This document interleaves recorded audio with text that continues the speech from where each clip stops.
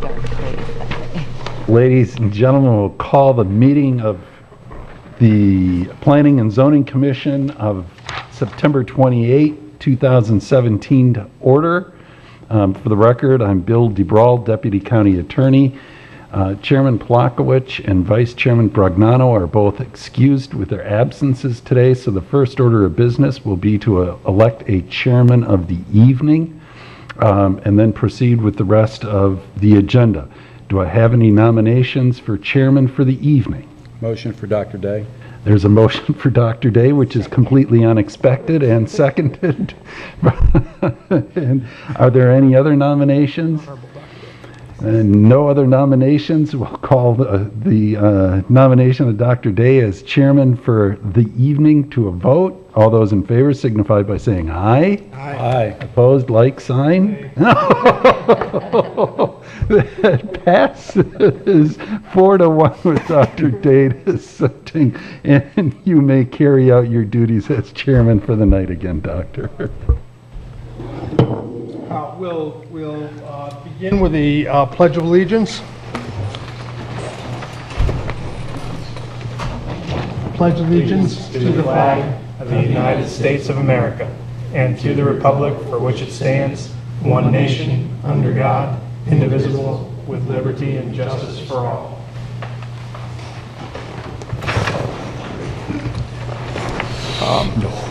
Second order is any additions or deletions. Staff, any additions, deletions? Okay. Third item is approval of the minutes of August 24th, 2017. Motion to approve. Second. All in favor? Aye. Opposed? It passes unanimously.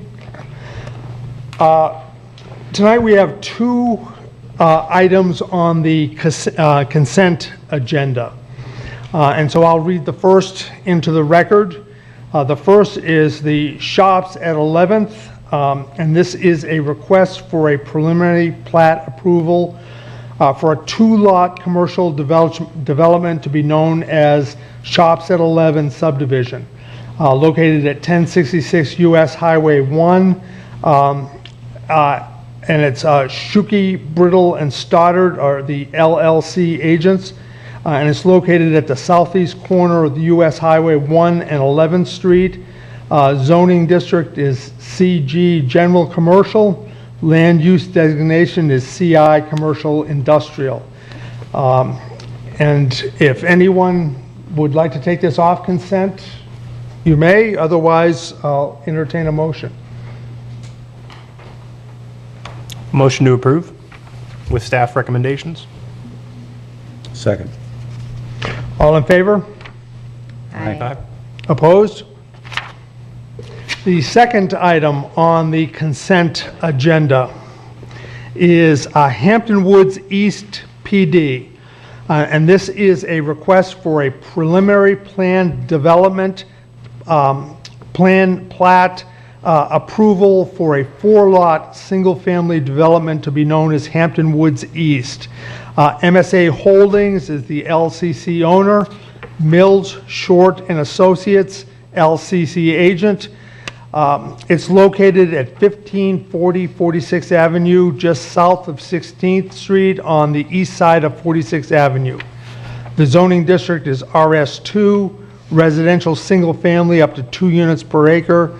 Land use designation is L1, low density residential 1 up to 3 units per acre, and density is 1.03 units per acre. Anyone want to take this off the consent agenda? Otherwise, I'll entertain a motion. Move for staff approval. Second. All in favor? Aye. Opposed? It passes unanimously. The third item is a public hearing, and so at this point, I'll ask if there are any, if anyone has had any ex parte communications about this.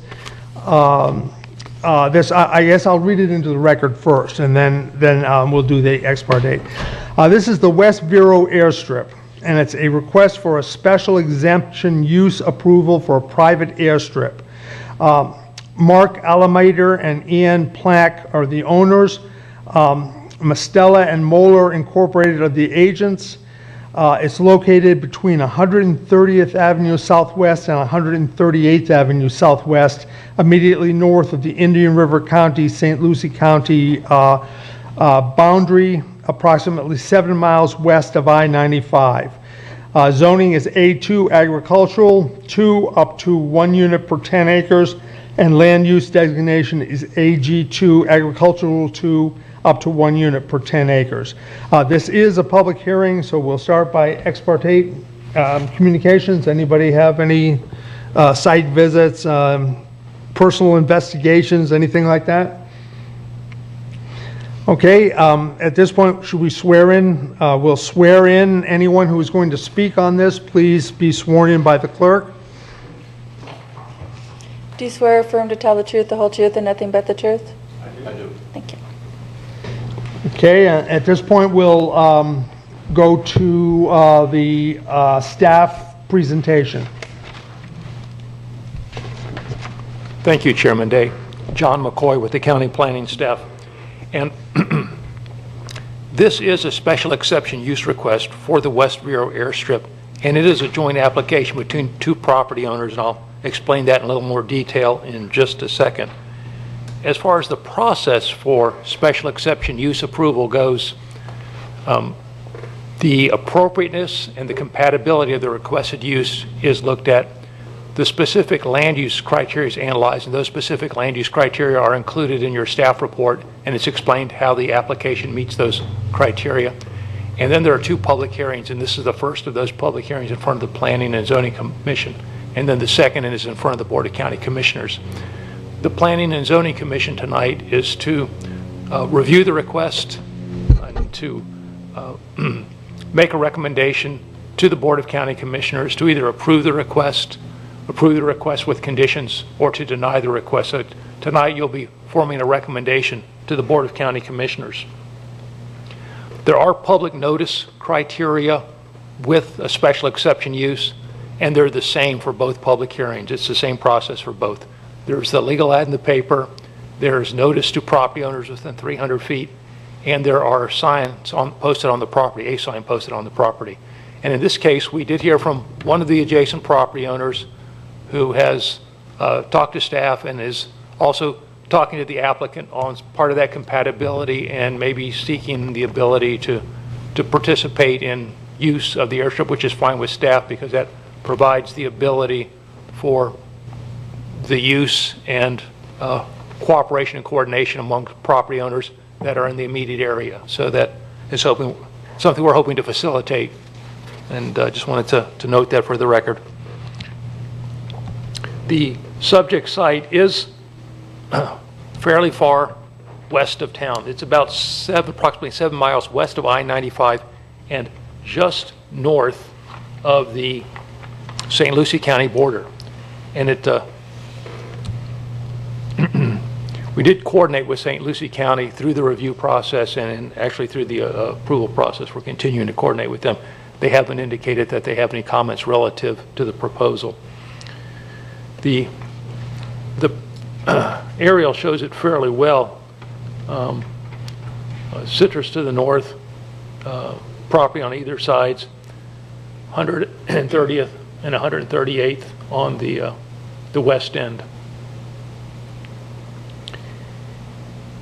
The subject site does contain 2 parcels. There's the northern parcel, which again running east and west, and the southern parcel, which is the all-meter parcel. And the property line is running right here.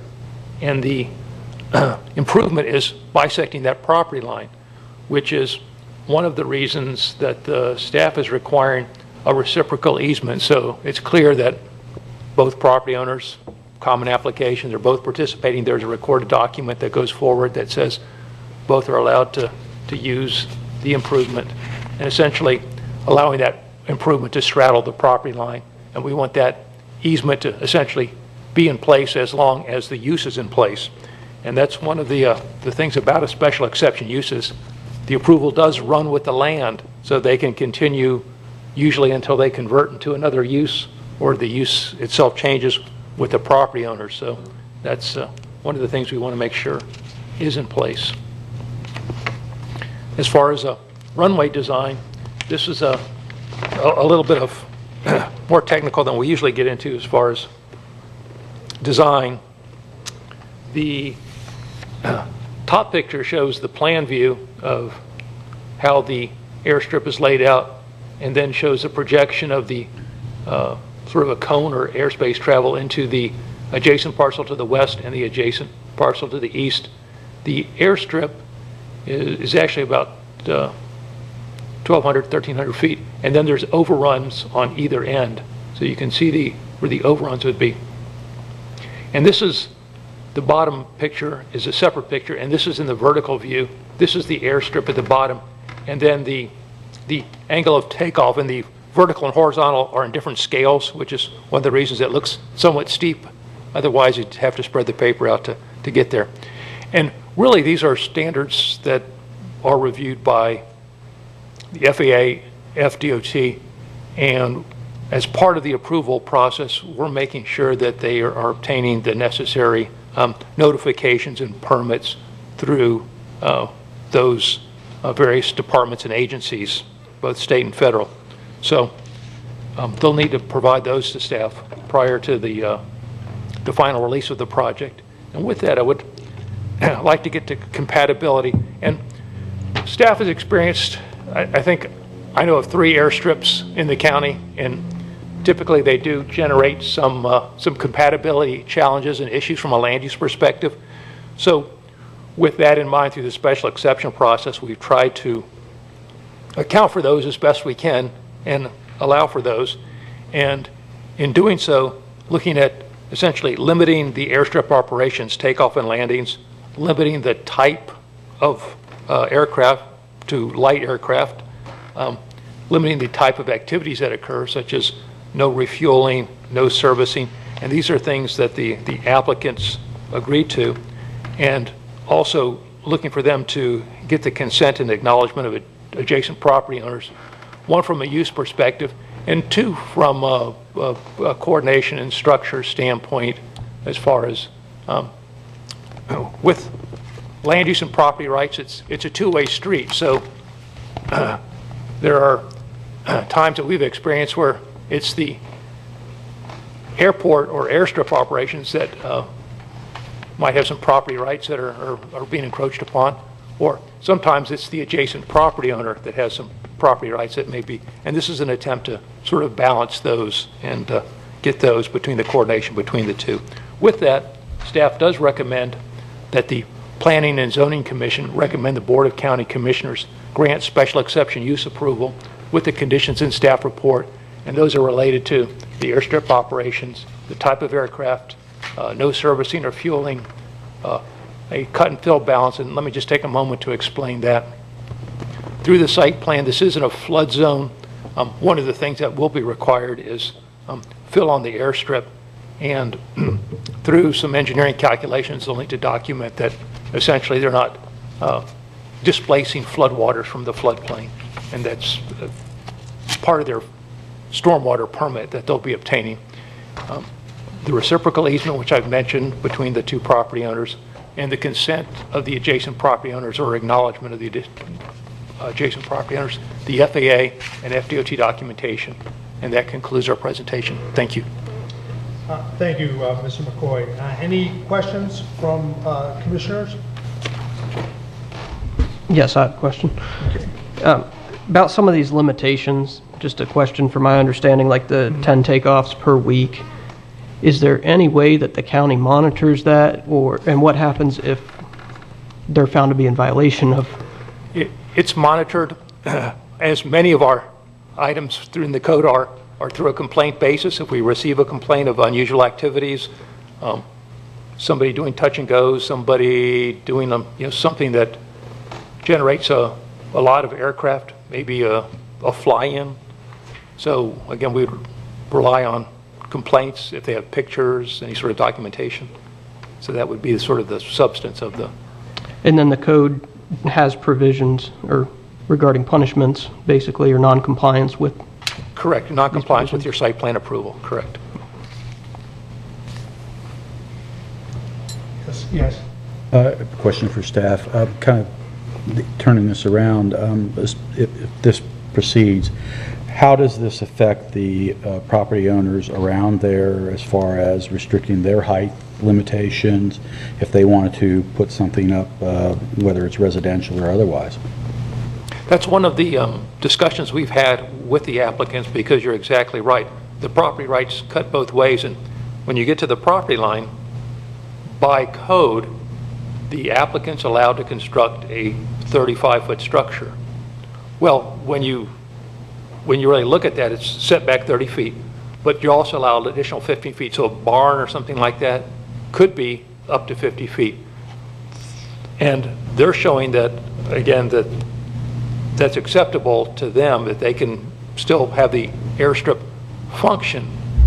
But part of the coordination with the adjacent property owners is, again, an attempt to get anything located on those properties further to the north or further to the south than the airstrip alignment would be.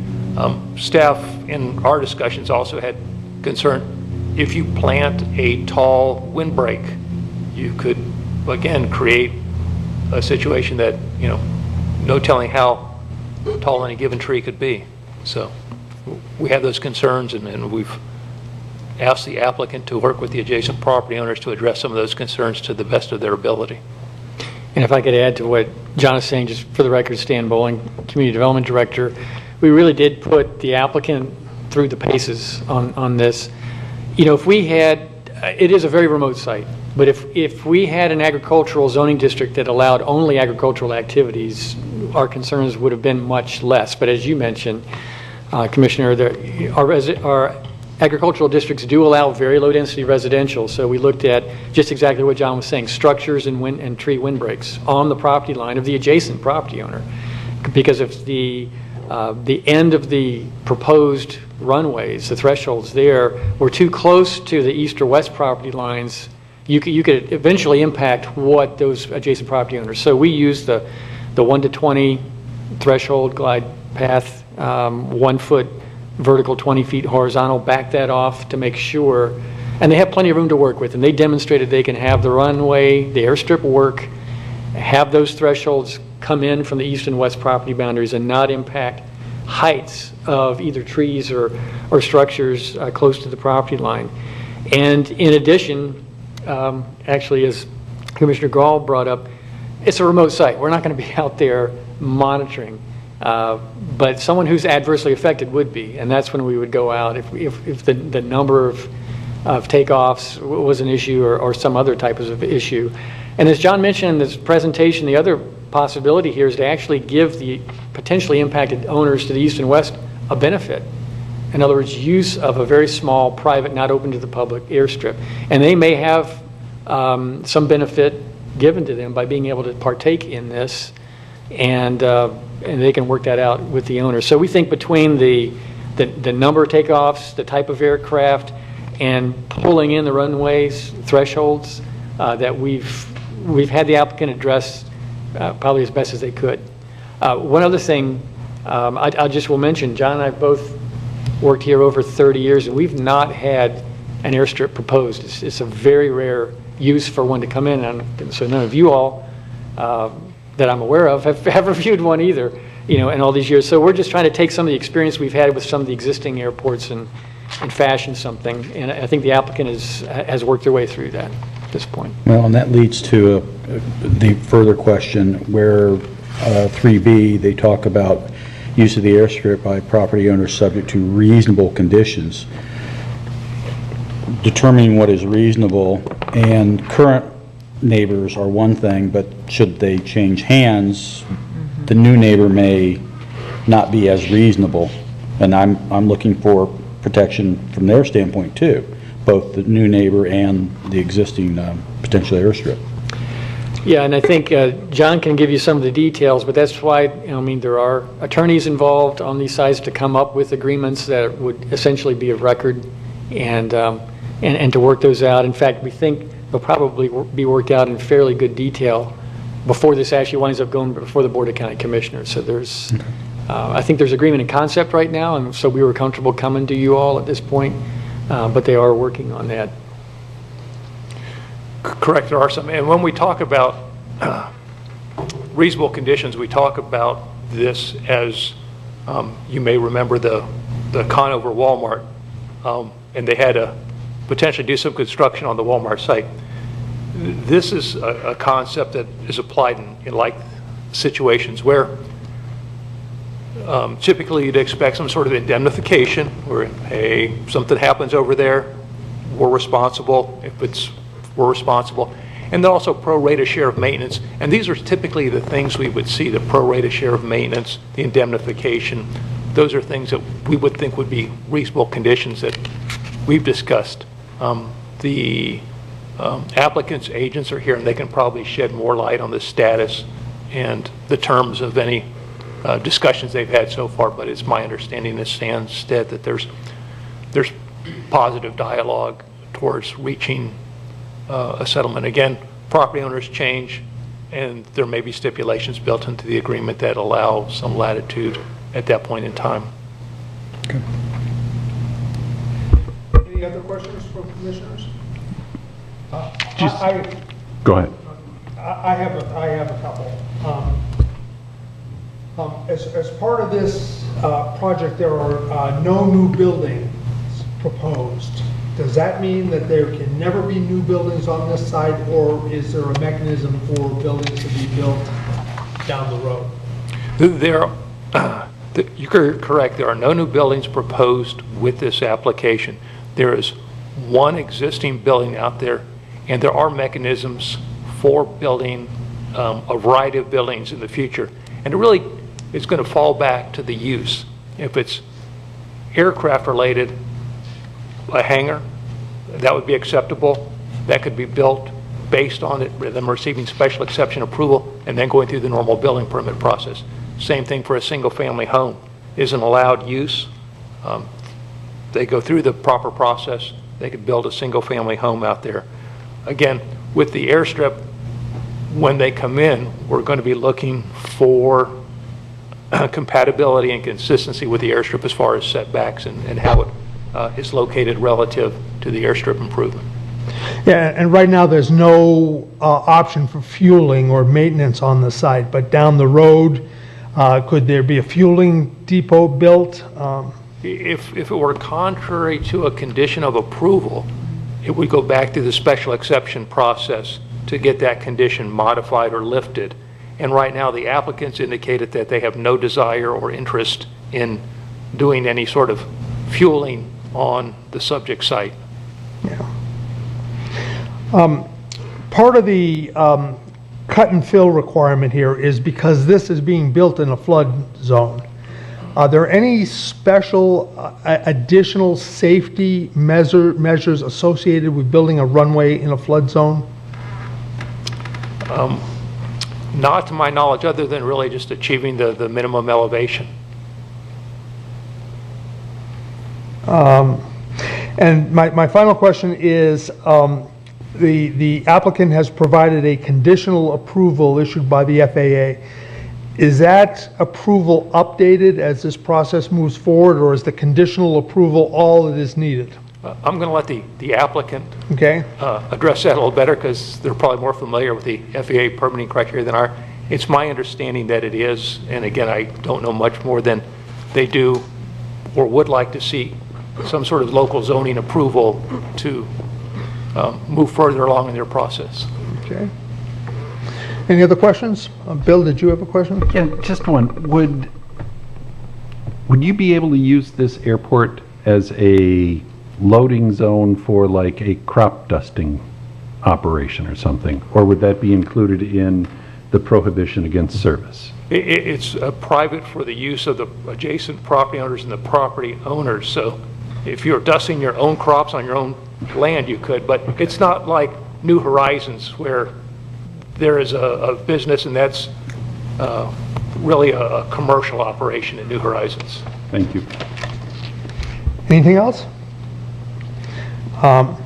Thank you, Mr. McCoy, for your presentation, and we'll go ahead and open up the public hearing part of this if the applicants or their representatives would like to make a statement. For the record, I'm Steve Moeller from Masteller Moeller. We represent Mr. Allmatter. John and Stan have done a great job, as they always do, with their presentation. We don't have anything to add. If there's any questions that you have of myself, or Jonathan Barquette is with me as well. He has done a lot of dealings with the adjacent property owner, so he can fill you in on that if there's questions on that. So I don't have anything to add to that other than we worked great with staff on this one. They say they put us through the ringer, but they were fair. Some of the questions and concerns that you guys had, I think if you see the property, it would be a little bit different. But we're talking the plane being in excess of 150 feet in the air by the time it clears the property line. These planes are tiny, and he's not using even a third of the proposed strip. So, and as far as the neighbor concerns go, they're all pilots. They all would like to use it. Some of the issues we had were just working out the easements, but we actually already have 2 signed consents, and we're working on the easement language. We were working on it today.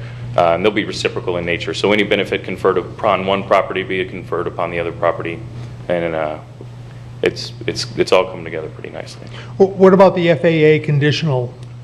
So it's our understanding, and we'll double check on this, but the FAA actually gave approval. The permit is there. If you look up airports right now, you'll see his airstrip it's listed. It's a go. Now they want to see final county approval, but it's not conditional on anything other than that making it permanent. It's been given. It's a go. Thank you. Any other questions? Anyone else? Thank you. Okay, I'll close the public hearing part of this, and any other discussion with the commissioners, or are we ready to make a motion?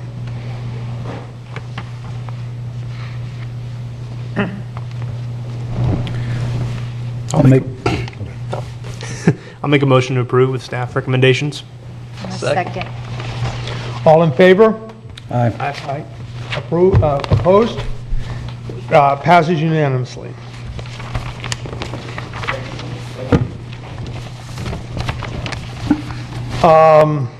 That moves us to commissioner matters. Any commissioner matters? Planning matters. Just a few, Mr. Chairman, again. Congratulations, Dr. Day, on your... Hey, do we have a crisis Despite a in protest leadership here? vote. What's going on? No, the chairman and I have spoken, and he has a very busy schedule as a happy retiree, but he does intend to be around much more now, and he says hello, by the way. And just a few other things. Since your last meeting, the Board of County Commissioners acted on the Vero Beach Square PD, south side of State Road 60, kind of between Applebee's and Sonny's, and they went along with your recommendations, staffs with the conditions, so they have approved that. The next scheduled meeting for Planning and Zoning Commission is October 12th, but we do not believe we will have any applications that will need to be on for the 12th, so we believe we'll be canceling that. But we ask that you would save the date for October 26th, because we believe we will likely have applications that will need to be considered then. And other than that, that's all that I have, Mr. Chairman. Excellent. Any attorneys matters? No, sir. Then I am happy to adjourn this meeting.